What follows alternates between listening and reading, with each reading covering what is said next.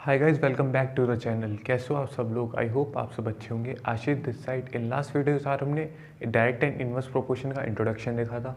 इस वीडियो में एक्सरसाइज 13.1 को शुरू कर रहे होंगे। Let's get started.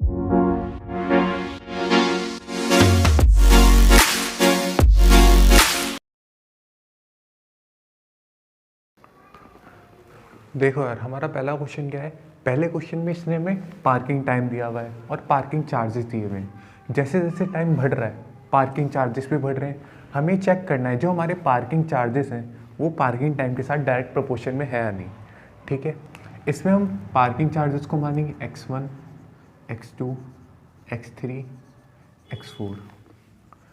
इसको मानते हैं y1, y2, y3, y4।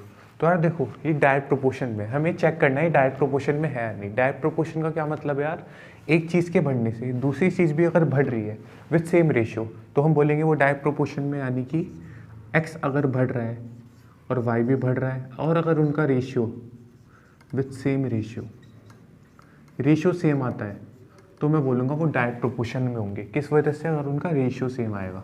ठीक है, चेक करते हैं।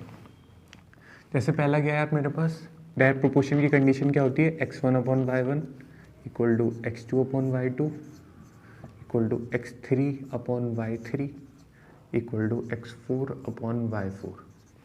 ठीक है, x1 कितना है? x1 है 60।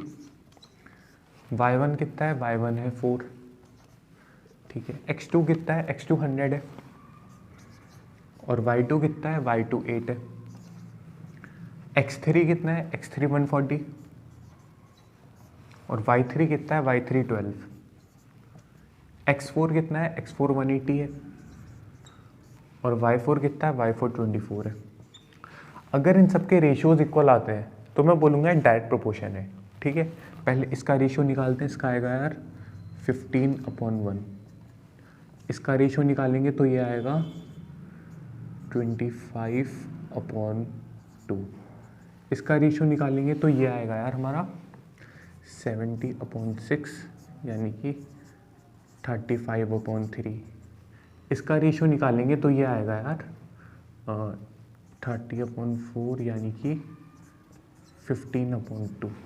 ये सब मेरे रेशियोज निकल कर आए हैं, पर ये क्या आपस में इक्वल है? 15/1 is not equal to 25/2। 25/2 is not equal to 35/3। 35/3 is not equal to 15/2। देखो यार, ये पार्किंग चार्जेस जैसे बढ़ रहे हैं टाइम भी बढ़ रहा है, या बोल सकते हैं जैसे जैसे टाइम बढ़ रहा है पार्किंग चार्जेस भी बढ़ रहे हैं। ठीक है, पर इनका जो रेशियो आया मेरे पास निकल के वो सेम नहीं है, तो मैं बोलूँगा डायरेक्ट प्रोपोर्शन में भी नहीं होंगे। ठीक, तो इसका सिंपल आंसर होगा नो। ठीक है, आई होप आपको समझ में आया होगा। अब चलते हैं अपने नेक्स्ट क्वेश्चन की तरफ। तो यार देखो, हमारा सेकंड क्वेश्चन क्या है। सेकंड क्वेश्चन में हमें एक मिक्सचर को प्रिपेयर करना है। वो मिक्सचर कैसे बनेगा? रेड पिगमेंट से और बेस के कुछ पार्ट से। ठीक है, अगर मैं रेड पिगमेंट का एक पार्ट यूज़ करता हूँ ये, तो मुझे बेस के कितने पार्ट चाहिए? 8 चाहिए। ठीक है, अगर मैं रेड पिगमेंट के 4 पार्ट्स को यूज़ करूँगा तो मुझे सिंपली बताना है कि पार्ट्स ऑफ बेस के कितने पार्ट्स यूज़ होंगे अगर मैं रेड पिगमेंट के 4 पार्ट्स को यूज़ करता हूँ। ठीक है, अब यार देखो, सिंपल सी बात है। एक रेड पिगमेंट के पार्ट को यूज़ करने से बेस के 8 पार्ट यूज़ होते हैं। तो जाहिर सी बात है, अगर मैं रेड पिगमेंट के ज़्यादा पार्ट यूज़ करूँगा तो मेरे बेस के भी ज़्यादा पार्ट यूज़ होंगे, यानी कि एक चीज़ के बढ़ने से दूसरी चीज़ बढ़ेगी। तो हमें ये निकालना पड़ेगा कि पार्ट्स ऑफ बेस कितने यूज़ होंगे। अगर रेड पिगमेंट के पार्ट्स 4 यूज़ होंगे। ठीक है, तो ये डायरेक्ट प्रोपोर्शन की कंडीशन रख कर देखते हैं क्या होती है। x1/y1 equal to x2/y2। ठीक है, x1 कितना है? इसको मानते हैं x1, इसको y1, ये x2, ये y2। ठीक है, x1 कितना है? 1, y1 कितना है? 8, x2 कितना है? 4, y2 कितना है वो फाइंड करना है। ठीक है, यहाँ पर क्या होगा? क्रॉस मल्टीप्लाई नाम की चीज़। ठीक है, मतलब y2 into 1 equal to 4 into 8। ठीक है, y2 इंटू 1 कितना आएगा यार? वो आएगा y2, 4 8 सा 32। यानी कि जब मैं रेड पिगमेंट के 4 पार्ट्स को यूज़ करूँगा तब मेरे बेस के कितने पार्ट यूज़ होंगे? 32। ठीक है, उसी प्रकार से हमें बताना है अगर रेड पिगमेंट के इतने पार्ट्स लगते हैं तो बेस के कितने पार्ट्स लगेंगे। इसको मानते हैं x3, इसको मानते हैं y3। इसमें भी सेम कंडीशन लगेगी यार, डायरेक्ट प्रोपोर्शन की, x1/y1 equal to x2/y2 equal to x3/y3। ठीक है, x1 कितना है मेरा 1, y1 कितना है 8, x2 कितना है 4, y2 कितना फाइंड करा था अभी हमने 32, x3 कितना है 7 और y3 कितना है वो हमें फाइंड करना है। ठीक है, या तो मैं इसको इसके इक्वल रखूँ या मैं इन दोनों को इक्वल रखूँ, आंसर पर कोई इम्पैक्ट नहीं पड़ता, आंसर सेम ही आता है। ठीक है, पहले इन दोनों को इक्वल रख कर देखते हैं। 1/8 इक्वल टू 7/y3, यहाँ भी क्रॉस मल्टीप्लाई नाम की चीज़ होगी, यानी कि y3 into 1 equal to 7 into 8। y3 की वैल्यू क्या आ जाएगी यार, 7 8 56। ठीक है, अब इन दोनों को इक्वल रख कर देखते हैं। 4/32 इक्वल टू 7/y3, यहाँ पर भी क्रॉस मल्टीप्लाई नाम की चीज़ होगी, यानी कि y3 into 4 equal to 32 into 7। ठीक है, अब देखो यार 4 यहाँ पर y3 के साथ मल्टीप्लाई में, इधर आकर क्या होगा, डिवाइड होगा, यानी कि y3 इक्वल टू 32 इंटू 7/4। 4 के टेबल में 32 कब आता है 8 टाइम्स में, तो y3 की वैल्यू क्या आ जाएगी 8 7 56। देखो मैं दोनों तरीके से कर बताया, आंसर पर कोई इम्पैक्ट नहीं पड़ता, आंसर इससे भी 56 आया, इससे भी 56 आया।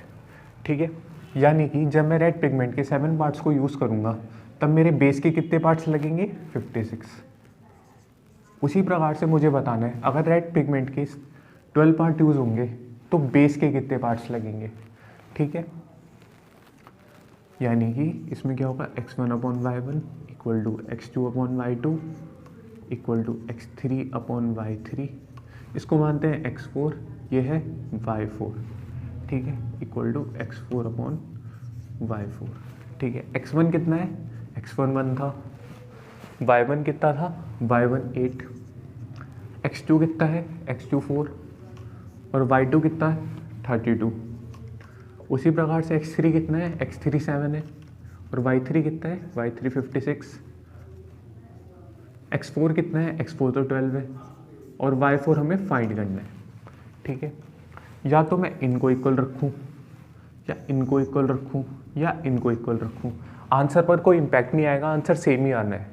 ठीक है, इन दोनों को इक्वल रखते हैं क्योंकि कैलकुलेशन ईजी पड़ेगी, जैसे कि 1/8 equal to 12/y4।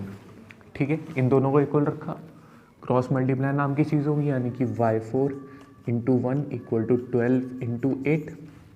y4 into 1 कितना हो जाएगा यार, y4 इक्वल टू 12 8 96।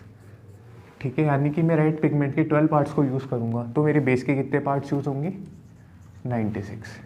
ठीक है, अब ये लास्ट वाला पार्ट आप खुद से कर लेना, आई होप आपको ये पूरा समझ में आया होगा। अब चलते हैं नेक्स्ट क्वेश्चन की तरफ। तो यार देखो हमारा थर्ड क्वेश्चन क्या है, थर्ड क्वेश्चन में ना इसने हमें पार्ट्स ऑफ रेड पिगमेंट दिया है, पार्ट्स ऑफ बेस दिया है, पर अब की बात इसने पार्ट्स ऑफ बेस मिलीलीटर्स में दिया है। ठीक है, इसका मतलब क्या है, जब मैं रेड पिगमेंट का एक पार्ट यूज़ करता हूँ तब मेरे बेस के पार्ट इन मिलीलीटर कितने यूज़ होते हैं 75 मिलीलीटर। ठीक है, मुझे बताना है अगर मेरे बेस के 1800 मिलीलीटर यूज़ होगा, ठीक है, तो मेरे रेड पिगमेंट के कितने पार्ट्स यूज़ होंगे। ठीक है ना, जैसे 1 पार्ट में 75 मिलीलीटर यूज़ होता है, उसी प्रकार से मुझे बताना है अगर parts of base 1800 millilitre use हो रहे हैं तो रेड पिगमेंट के कितने पार्ट्स यूज़ होंगे। ठीक है, सेम कंडीशन है डायरेक्ट प्रोपोर्शन वाली, x1/y1 इक्वल टू x2/y2। इसको मानते हैं x1, इसको मानते हैं y1, इसको मानते हैं x2, ये होगा y2। ये कंडीशन होती है। x1 कितना है यार, x1 है 1, y1 कितना है, y1 75 इक्वल टू x2 कितना है, x2 तो फाइंड करना है, y2 कितना है, y2 है 1800। ठीक है, क्रॉस मल्टीप्लाई नाम की चीज़ होगी, यानी कि 1800 into 1 equal to 75 into x2। ठीक है, x2 75 x2 के साथ मल्टीप्लाई में, इधर अगर क्या होगा डिवाइड, यानी कि 1800 इंटू 1 तो 1800 आएगा अपॉन 75 इंटू x2 था, मल्टीप्लाई में था, इधर आकर डिवाइड, यानी कि 75 इक्वल टू x2। इसको इससे डिवाइड करते हैं, देखते हैं क्या आएगा। 360 अपॉन 1/5। पहले मैंने इसको 5 से डिवाइड करा, 5 को 1800 से डिवाइड करा तो आया मेरा 360, 5 को 75 से डिवाइड करा तो आया 15।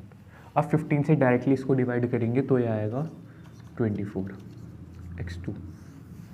यानी कि जब मेरे बेस के इन मिलीलीटर्स 1800 यूज़ होगा बेस मेरा, तो मेरे रेड पिगमेंट के कितने पार्ट्स यूज़ होंगे? 24। रेड पिगमेंट मिलीलीटर में नहीं है, ये पार्ट्स में, ठीक है। यानी कि रेड पिगमेंट के 24 पार्ट्स यूज़ होंगे।